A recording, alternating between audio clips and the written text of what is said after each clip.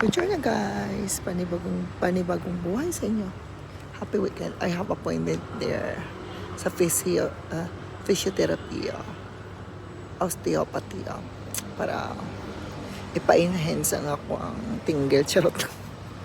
Para bira-biran akong syulilat na pink. By the way guys, ito pala yung